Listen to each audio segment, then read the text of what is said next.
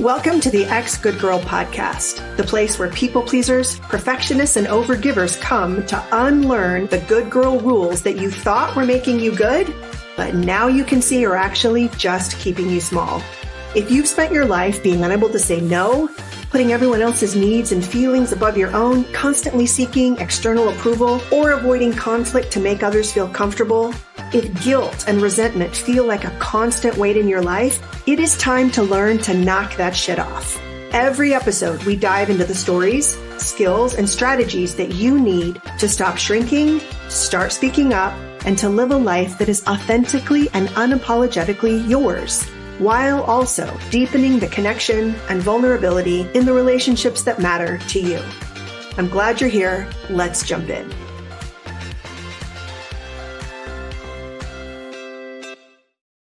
Episode 3, podcast miniseries, Find Your Outside Voice. All right, I promised you a story about a car. That's what we're doing today. But first, I want to update you on something that I've been thinking about a lot lately. For the last 7 years, I have run a group coaching program called Stop People Pleasing. Maybe you've heard me talk about it. For a long time, it was the right name. But lately, I have started to dream bigger for myself and bigger for the women that I want to serve. I don't want you to just stop people pleasing. I want you to feel deeply connected to yourself, who you really are, what you really want. And I also want you to feel deeply connected to the most important people in your life, where you are able to have relationships that are very clear, where you can be vulnerable, where you can be intimate, where you can show up as the whole of who you are and be loved and accepted. And I also want you to feel deeply connected to your life that feels authentic to who you are and what you want, to your values, to what you want to be doing with your time and your energy. I want you to feel deeply connected to a life that feels very fulfilling and maybe even powerful. And so I'm changing the name. The program is now called Connected. Not because our work is significantly different. It's actually very much still the same. We're still going to talk about people pleasing, but because we're not just stopping something, we're building something. Relationships with ourselves and with others that are deeply satisfying, reciprocal, deeply connected, and worth every bit of the work that we put in. So connected means to you, to your life, to your time, to your energy, to the important people in your life. And you're going to hear me talk more about connected later, but I wanted you to hear it from me here. So more on that later. Let's get back to the car. So I had a client, let's call her Claire, and Claire was in a time of life transition. She had a bunch of kids, and the last of her children had just gone off to college. And so for the first time, she didn't need to have a car for transporting kids.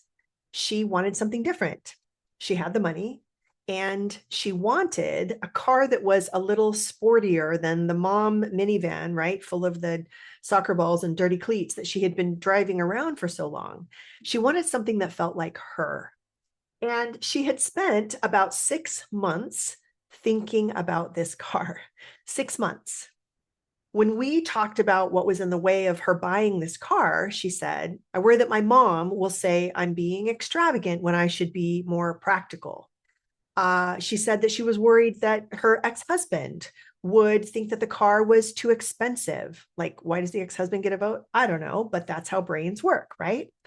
And so in running through this long list of all the people that would have thoughts about her purchase, she said to me, and I want you to notice this, she said, I know this is so stupid.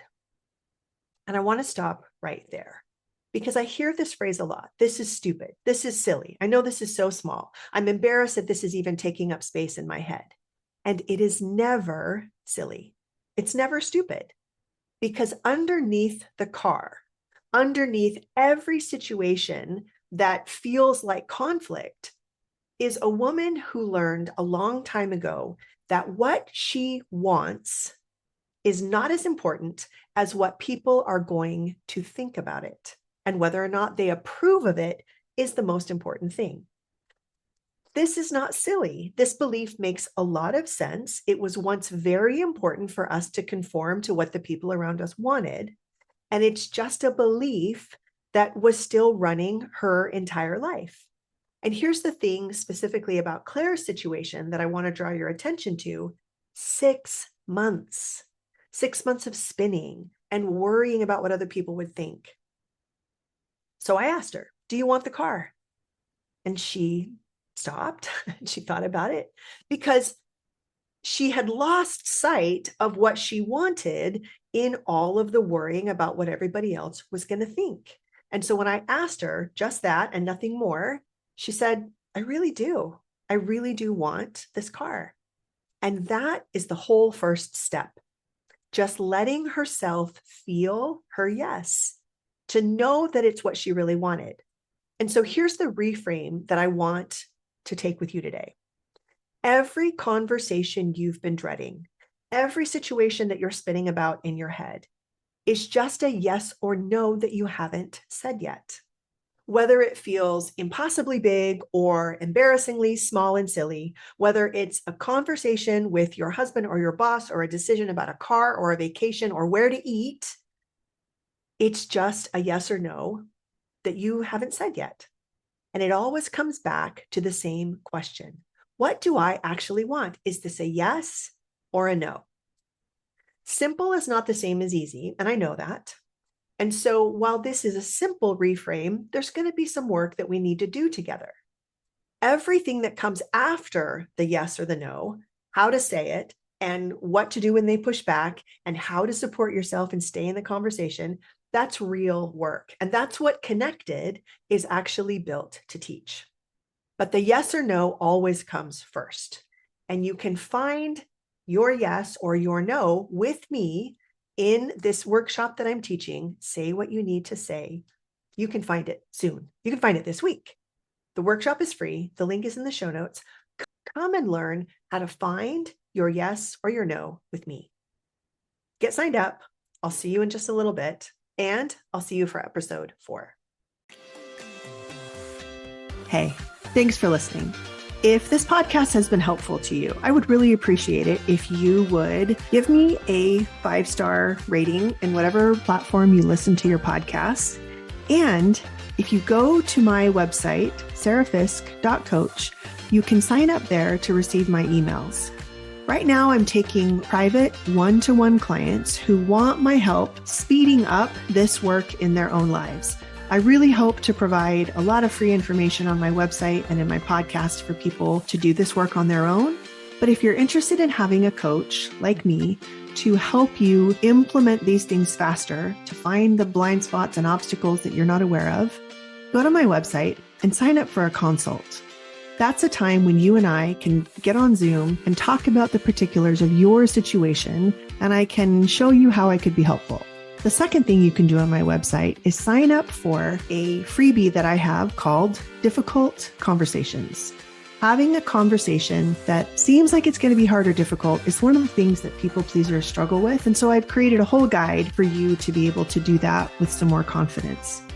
That will also get you signed up for information about my group program, Stop People Pleasing. It's a group coaching program where you join a community of women just like you who are struggling to overcome perfectionating and people pleasing, and we do it together in a group. It's a really amazing opportunity to not just learn from your own experience, but just to see how similar you are to so many other women out there.